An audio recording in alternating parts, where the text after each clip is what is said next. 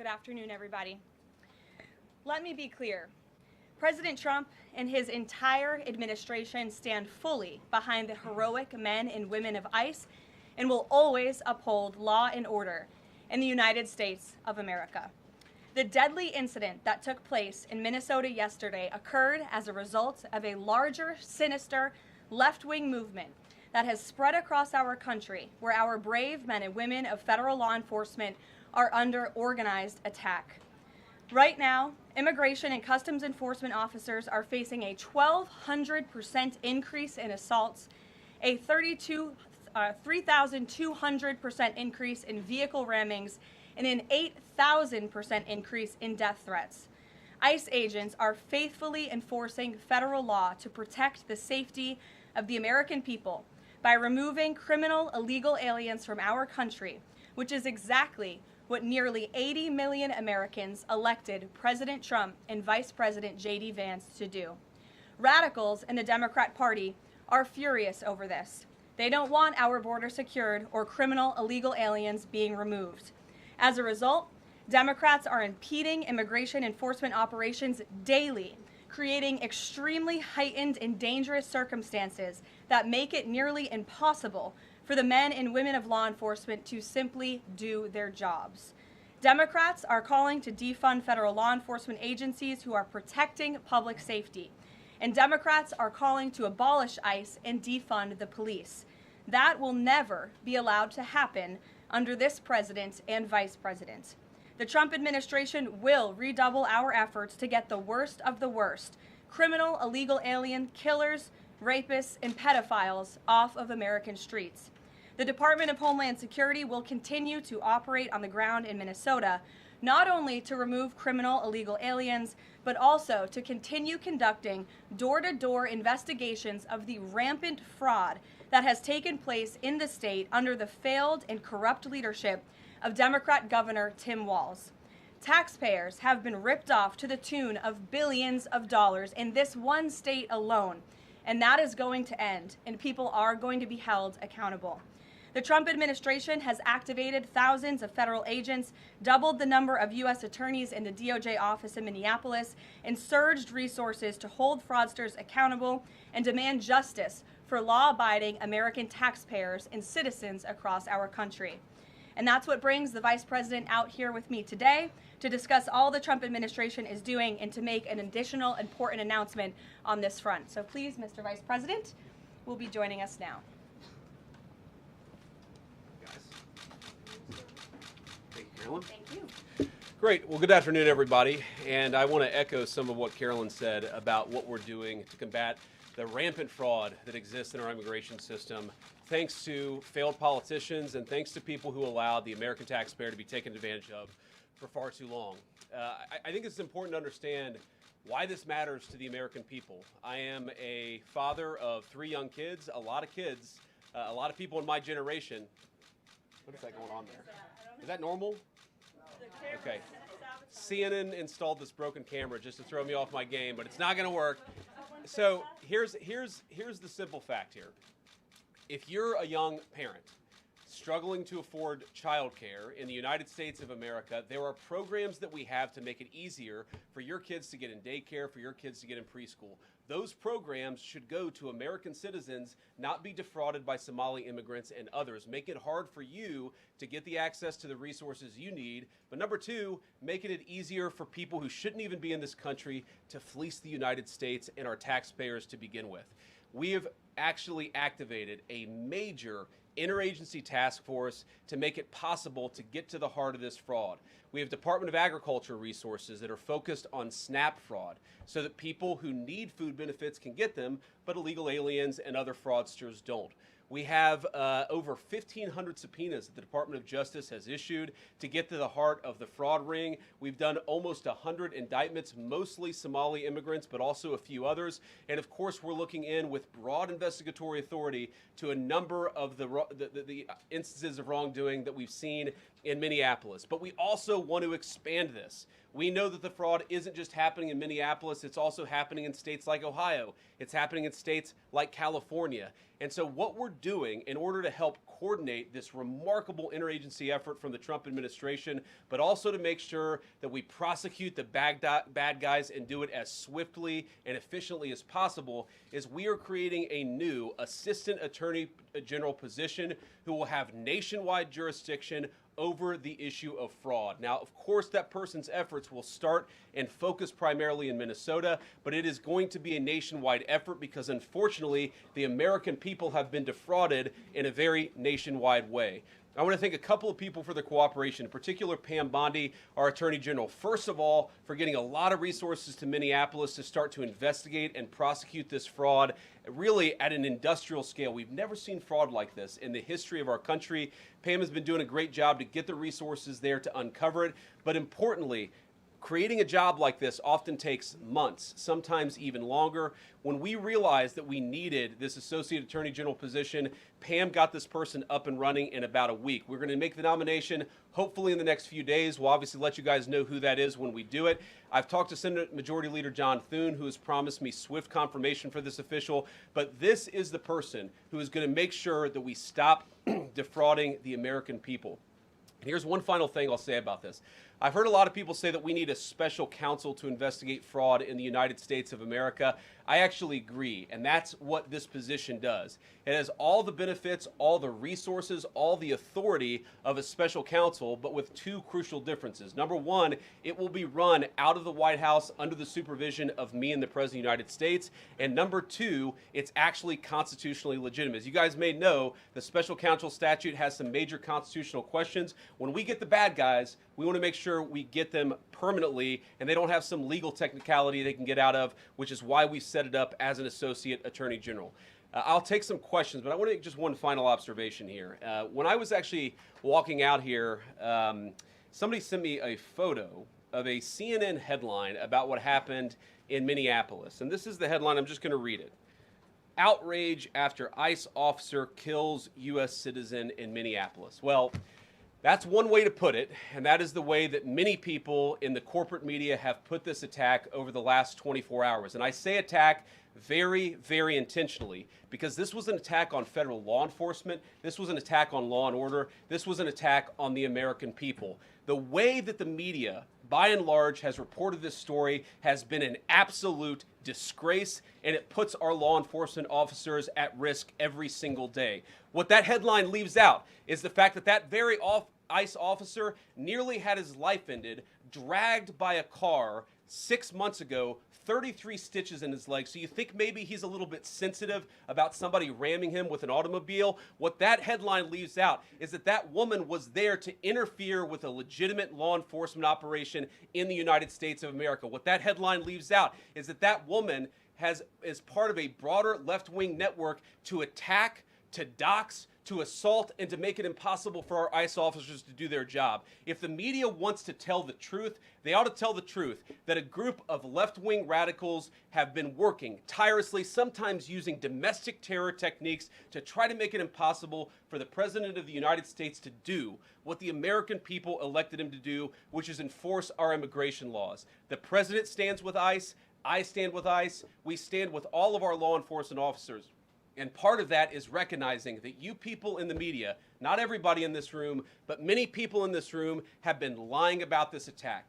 She was trying to ram this guy with her car. He shot back. He defended himself. He's already been seriously wounded in law enforcement operations before, and everybody who's been repeating the lie that this is some innocent woman who was out for a drive in Minneapolis when a law enforcement officer shot at her, you should be ashamed of yourselves. Every single one of you. Questions? Thank you, Mr. Vice President. I wanted to read a quote from Tim Walz earlier today. He said, "When things looked bleak, it was Minnesota's first that held the line for the nation on July 3rd, 1863, and I think we may be in that moment now." Can you comment on his rhetoric and Mayor Jacob Frey and whether they want to see unrest in Minneapolis? Well, that's very tough rhetoric from a guy who just quit because his fraudulent activities have been uncovered. Look, Tim Walz is a joke. His entire administration has been a joke. The idea that he's some sort of freedom fighter, he's not. He's a guy who has enabled fraud and maybe in fact has participated in fraud. That's what this new Assistant Attorney General position is going to find out. I don't care what Tim Walz says. I care about getting to the bottom of this fraud for the American people, and I care about enforcing the nation's immigration laws. That's what we're going to stay focused on. On a related question here, I mean, Democrats have accused ICE of murder. They've said they're targeting Americans. They've told ICE to get the F out of Minnesota. This is going to stoke the fire against ICE agents, and you're talking about ICE agents right now and being concerned about them.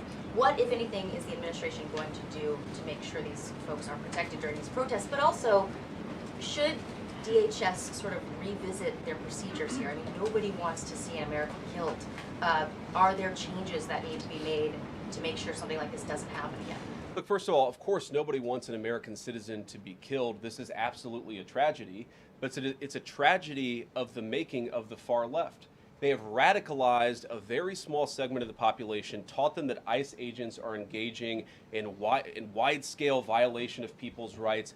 What our ICE officers are doing is deporting the millions of criminal aliens that were let in during the Biden administration. So number one, we have to say, as a matter of leadership, and I would appreciate if the Democrats would join me on this, let's be honest about the fact that we have way too many illegal aliens in this country. Our ICE officers should be supported in doing their job. You're trying to actually marshal the far left lunatic fringe to engage in doxing, to try to make it impossible for them to enforce the law, and in some cases actually to engage in acts of domestic terrorism against our law enforcement officers.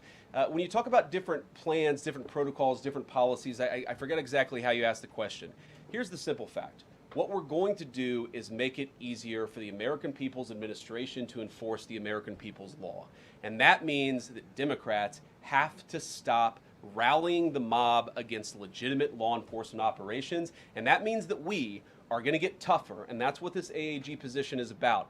We're going to get tougher at the people who are defrauding the United States by inciting violence against our law enforcement officers. That's one of the things that we're going to do. We've already started that work at the Department of Justice, but we're going to keep on doing it, and this new AAG position is going to kick that into high gear.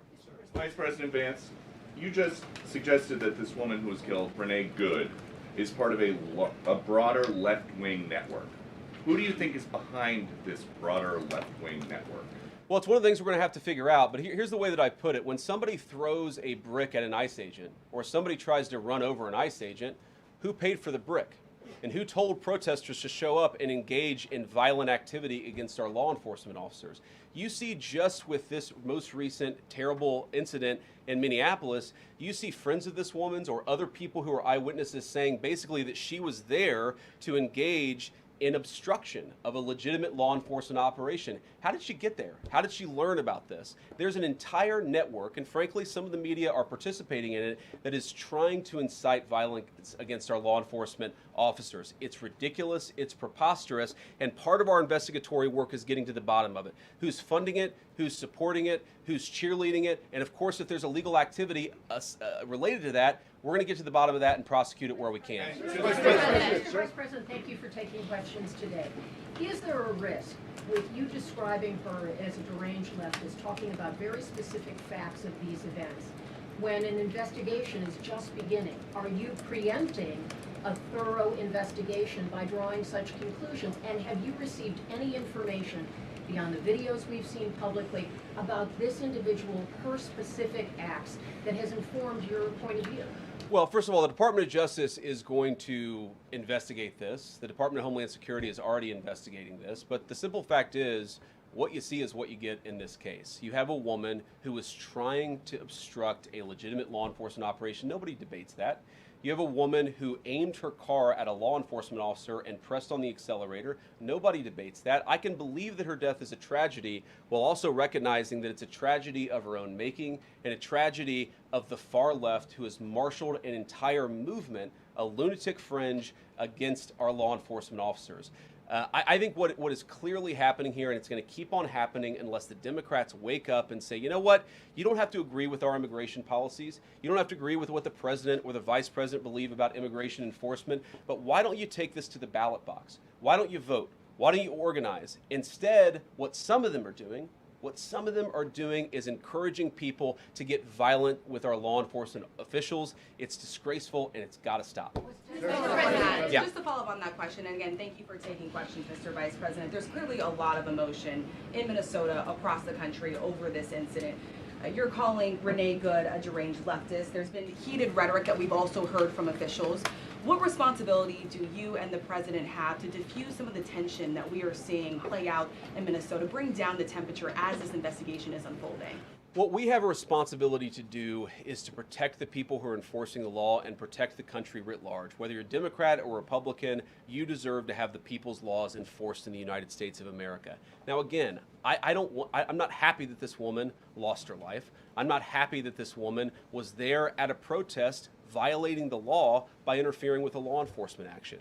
I think that we can all recognize that the best way to turn down the temperature is to tell people to take their concerns about immigration policy to the ballot box. Stop assaulting and stop inciting violence against our law enforcement officers. That's the best way to take down the temperature. And we're not going to give in to terrorism on this. And that's exactly what's happening. People trying to antagonize, to commit acts of violence. They throw bricks at them. Sometimes they shoot at them. Sometimes they dox them. Sometimes they go to their place of residence and harass their families. This is classic terrorism.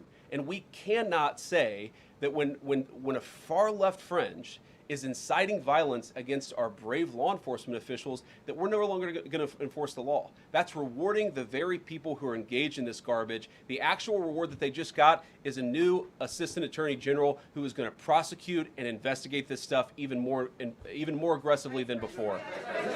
Yeah. Thanks for taking my question. So the head of Minnesota's investigations agency says that the U.S. Attorney's Office has essentially cut off the state investigations agency's access to the investigation. What is the precedent for that, and why shouldn't the Minnesota officials on the ground have access and evidence to work on this investigation? First of all, I wish the state officials in Minnesota would investigate why you have so many people who are using their vehicles and other means to actually interfere with a legitimate law enforcement operation. The precedent here is very simple. You have a federal law enforcement official engaging in federal law enforcement action. That's a federal issue. That guy is protected by absolute immunity. He was doing his job.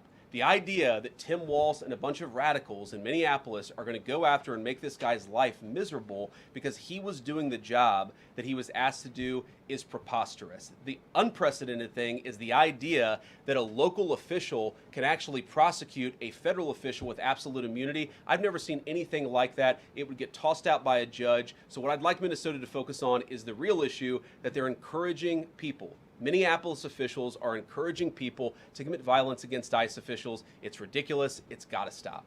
Go ahead. Mr. President, thank you. You said earlier that there's a left-wing network to attack, to dox, to assault, and make it impossible for ICE officers to do their job. You told my colleague just now that there's an investigation going on into that network. Yep. So if everything that you say is true, how does being part of that network justify being shot?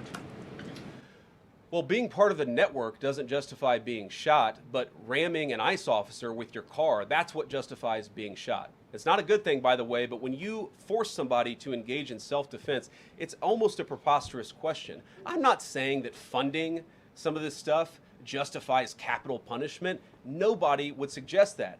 The reason this woman is dead is because she tried to ram somebody with her car and that guy acted in self-defense. That is why she lost her life, and that is the tragedy. Now, there may be other violations of the law and other penalties that are associated with those violations of the law. For example, if you are funding violence against our law enforcement officers, I'm not a prosecutor. My guess is that's not the sort of thing that earns capital punishment, but it should sure as hell earn you a few years in prison if you're funding the effort to try to assault our law enforcement officers. I'm sorry, guys. What's going on here? You guys are meant to report the truth. How have you let yourself become agents of propaganda of a radical fringe that's making it harder for us to enforce our laws? You just asked me a question that presumed that the reason why this woman died is because she was engaged in legitimate protest. She tried to run somebody over with her car, and the guy defended himself when that happened. Next question. The investigation is still ongoing. I said next question. Mr. Vice President, I mean, you presumably watched the video yourself. There's not the slightest doubt in your mind, having viewed it, that the victim, you still believe that she deliberately tried to ram him despite seeing this video? Look, I don't know what is in a person's heart or in a person's head, and obviously we're not going to get the chance to ask this woman what was going on. What I am certain of is that she violated the law. What I'm certain of is that that officer had every reason to think that he was under very serious threat for injury or in fact, his life. What I'm certain of is that she accelerated in a way where she ran into the guy. I don't know what was in her heart and what was in her head, but I know that she violated the law, and I know that officer was acting in self-defense. It raises an interesting point, though. Look, if people want to say that we should have a legitimate debate about, what was she really doing, right? Was she panicking when she drove into this officer, or was she actually trying to ram him? That's a reasonable conversation. What's not reasonable is for so many of you to plaster all over the media that this was an innocent woman and that the ICE agent committed murder, which is what many of you have said explicitly and some of you have said implicitly. That's what I have an objection to. The idea that this was not justified is absurd, and I think everybody knows it in their heart.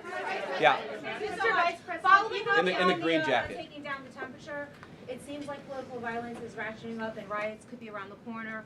What steps does the administration have planned to try to unite America? Average people on both political sides are so tired of fighting with each other, and I think all the journalists in this room could agree with me that we don't want to be part of the problem. Do you have any words to unite America? I know you don't want to be a part of the problem, and I think that's true of a lot of you. I'm not sure it's true for everybody, because the reporting over this has been one of the biggest scandals I've ever seen in media. I've never seen a case so misrepresented and misreported when you have a guy who was defending himself and is now being treated as some sort of federal assassin by so many of the people in this room. First of all, let me say about crime. You mentioned violence. One of the things we're proudest about is that you saw violent crime over the last year drop by 20%. Why is that drop by 20%? Is it because we're attacking our law enforcement officers, or is it because we in the administration are empowering our law enforcement officers to enforce the law? I think that's one of the ways you take down the temperature, is you make people feel more secure and safe in their person and property. That's why we care so much about protecting our law enforcement, because it accrues to the benefit of the entire national community. I think that we can absolutely talk about the ways in which we can lower the temperature by discussing differences in a reasonable and rational way. Again, I'm happy to talk with any congressional Democrat or any of you about our immigration policy, about why I think it's necessary, about why I think it's in the best interest of the country, about why the President of the United States was elected to actually enforce the border for the first time in at least 4 years. So here's the problem. That's not the debate so many people are having. They are actively covering for people who are committing acts of violence against federal law enforcement. It is preposterous. The way to take down the temperature is to stop it. Have your debates about policy. Attack me. Attack the President of the United States. Don't attack our law enforcement officers. They are trying to do the job the American people demanded that they do. They are not policy actors. They are enforcing the law. They should be treated with a modicum of dignity and respect. And the fact that they're not is why incidents like yesterday happened. The one final point I'll make about this is, look, there's a part of me that feels very, very sad for this woman, not just because she lost her life, but because I think she is a victim of left-wing ideology. What young mother shows up and decides they're going to throw their car in front of ICE officers who are enforcing legitimate law? You've got to be a little brainwashed to get to that point to where you're willing not just to protest, that's fine, not peacefully protest, but throw your vehicle in front of legitimate law enforcement officers and drive your car into them. To get to that point, you have to be, I think, radicalized in a very, very sad way. I certainly wish that she hadn't got there. I know there's an ICE officer right now who very much wishes he was not put in the position where he had to fire a gun to defend his own life. Yeah. Thank you, Mr. Vice President. What's your message, following up on that, what's your message to the leaders in Minnesota, the governor of Minnesota, the mayor of Minneapolis, to calm down the situation on the ground, on the streets? What's your message also to those protesters who saw that video in a completely different way than you saw that video? Well, first of all, I think if you watch every angle of that video, there is one angle where if you squint, you can maybe tell yourself that it's not clear what happened. But when you look at all angles of that video, it is very clear that her vehicle went right for the guy. She actually collided with him. And then that's, of course, when he fired his shots. That's obvious, okay? So what I'd say to the protesters is, by all means, protest peacefully, but make this about ideas. Make this about disagreement with our policy. Don't use your protest as a justification or an encouragement for people to go and incite violence and participate in violence against our law enforcement officials. To the people on the ground in Minneapolis, meaning the local officials in Minneapolis from Tim Walz on down, I'd say, look, why can't you just disagree with a given piece of immigration policy without turning law enforcement into the enemy? And think about, for example, a criminal law, where a police officer goes and arrests somebody because they violated a criminal law. If you're mad about that, go and protest the politician who passed that law. Don't attack the police officer who's just doing their job. We had a wide open border under Joe Biden. I happen to think it's a good thing the President of the United States has closed it down. If you think that's a bad idea, criticize this administration for a policy decision. Don't attack our people for enforcing the law, because I guarantee you go to ICE, there are black people and white people, there are Democrats and Republicans, they are patriotic Americans who are trying to enforce the law. Attack me, lay off of our ICE agents. Yeah, in the blue, all the way, yeah. Yeah, thank you, Mr. Vice President. You called on Tim Walz to resign. Can you lay out the case as to why he should step down? Well, look, I think Tim Walz should resign because it's very clear either that he knew about the fraud in Minneapolis, he knew about the welfare fraud, or at the very least he looked the other way. I mean, this is not like Lex Luthor, right? This is not movie villain fraud. This is the lowest IQ possible fraud. This is, we're going to take the absence of kids and set up a daycare center where there are no children, and we're going to call our early childhood education center the Quality Learning Center. By the way, if you can't spell learning, maybe you shouldn't be in early childhood education. But people got rich off of this. We know that there were schools who either had no enrollment or at least they overstated their enrollment. Tim Walz, either it was unbelievable incompetence or he was in on the fraud. That's one of the things we're going to get to the bottom of. Sir. Thank you, Mr. Vice President. Can you explain the difference between this Associate Attorney General and a special counsel? And do you envision this being a permanent position or having more of a limited scope? Well, it's going to be permanent until we get to the bottom of what's going on, so I think it's going to last for at least the remainder of the administration. What's different about it from a special counsel is, if you remember, the Jack Smith case where the special counsel was found unconstitutional, one of the big issues there is that that person was not an appointed person, completely aside from all the other issues that the person was a lunatic and that the case had no merit. There was a fundamental constitutional issue, which is that he had not been appointed by the president and he had not been confirmed by the United States Senate. An assistant attorney general, what that's going to allow us to do is appoint this person, have them confirmed by the Senate. That's one difference.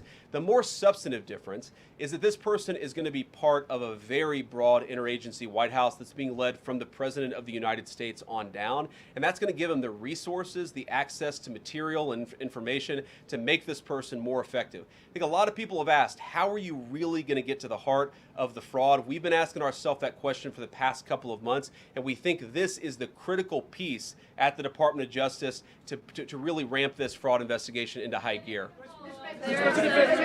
In the red tie, yeah. Vice President Vance, I wanted to ask, what's your message to far leftist agitators who feel emboldened to obstruct ICE activity in Minnesota and around the country? Well, I think they shouldn't feel emboldened because now they have an assistant attorney general who is going to prosecute and investigate their fraud and their violence more aggressively than it has ever been investigated in the United States of America. We are doing so much to try to find the financing networks and the domestic terrorism networks that legitimate this violence, that fund this violence, and that, of course, engage in the violence. These people should not feel emboldened because they have, for the first time, maybe in American history, an administration that is not going to tolerate political violence of any kind from anywhere.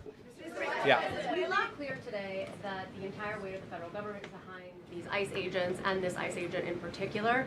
There is still a federal investigation happening on the ground. Does that mean that they are not looking into this ICE agent at all? They are just focused on the woman who was in the car? What is the investigation if the federal government has already determined that its weight is behind this ICE investigation? So what do you mean? When you say investigation, do you mean investigation of the shooting yesterday or of the fraud that's happening in Minneapolis? Yesterday.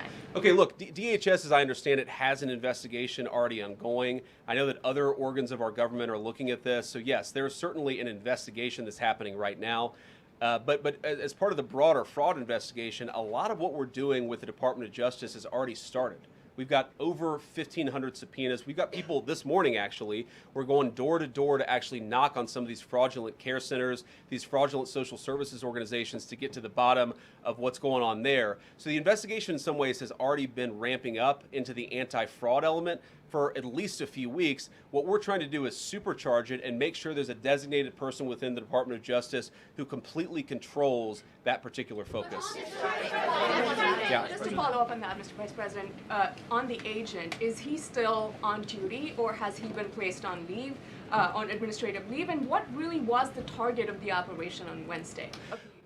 ICE operation on Wednesday? Well, first of all, it was a legitimate law enforcement operation. We were going door to door to try to find criminal illegal aliens and deport them from the United States of America, because if you come to our country illegally in violation of our immigration laws, then we have the mandate, and in fact we have the legal duty to enforce those immigration laws. Whether he's been placed on administrative leave, I don't know the answer to that question. I'd refer it to the Department of Homeland Security and they can follow up. I will say, look, I would appreciate everybody saying a prayer for that agent. Look, in the past 6 months, he has been hit twice by a motor vehicle. One time, the first time, it led to over 30 stitches and very serious injuries to his legs. This is a guy who's actually done a very, very important job for the United States of America. He's been assaulted, he's been attacked, he's been injured because of it.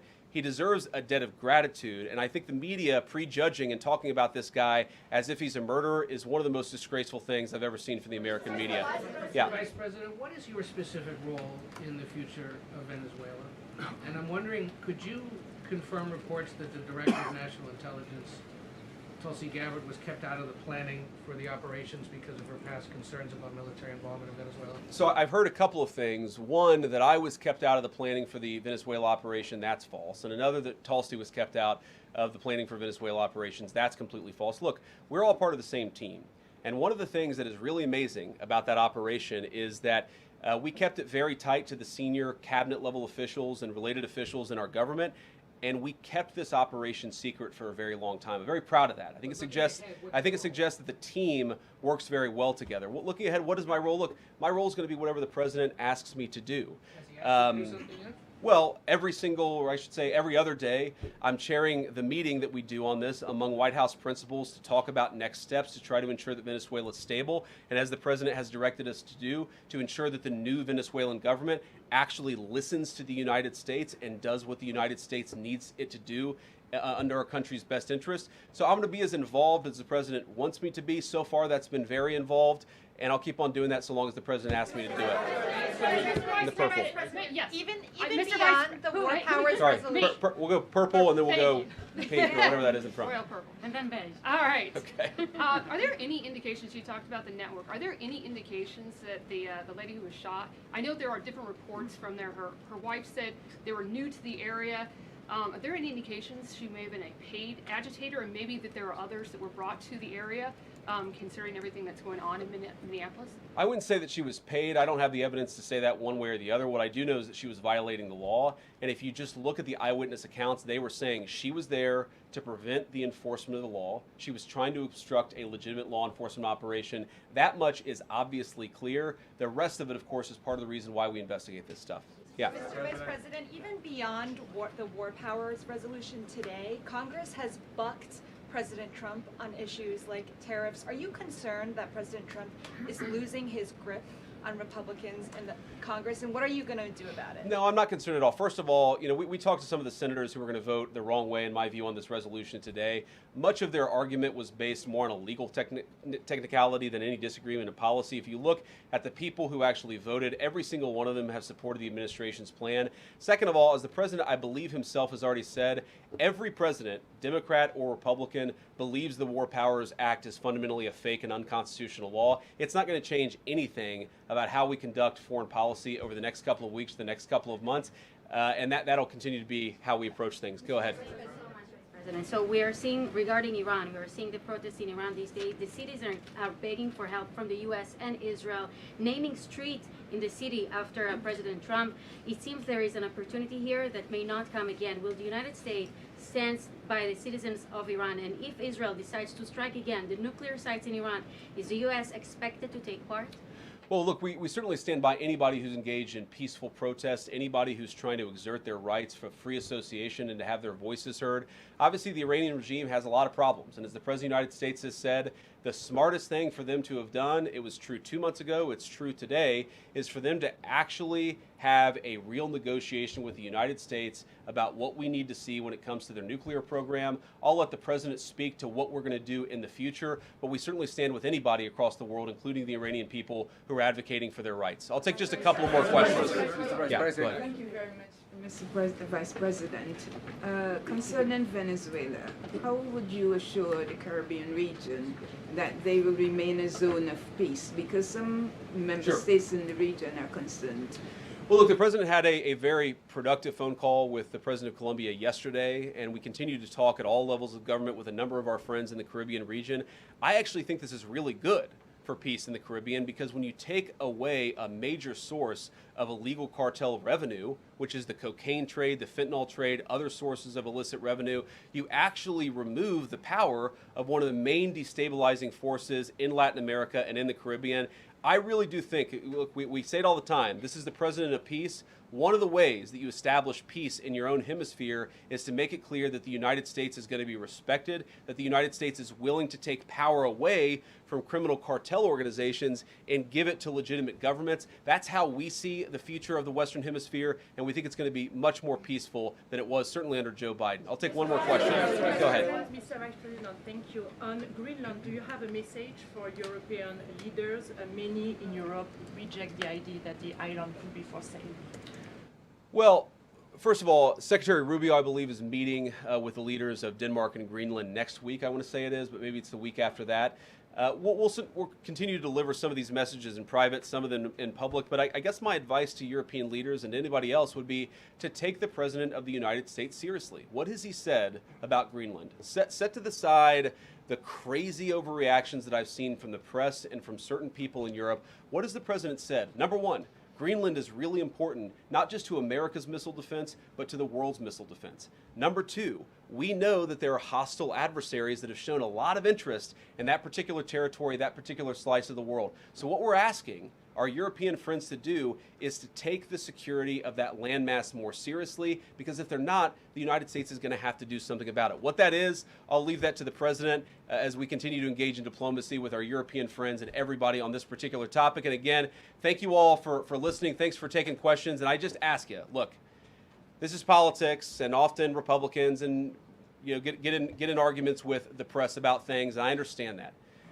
I think it's really irresponsible for you guys to go out there and imply or tell the American people that a guy who defended himself from being rammed by an automobile is guilty of murder. Be a little bit more careful. We're going to talk about toning down the temperature, which I know the President wants to do, and I certainly want to do.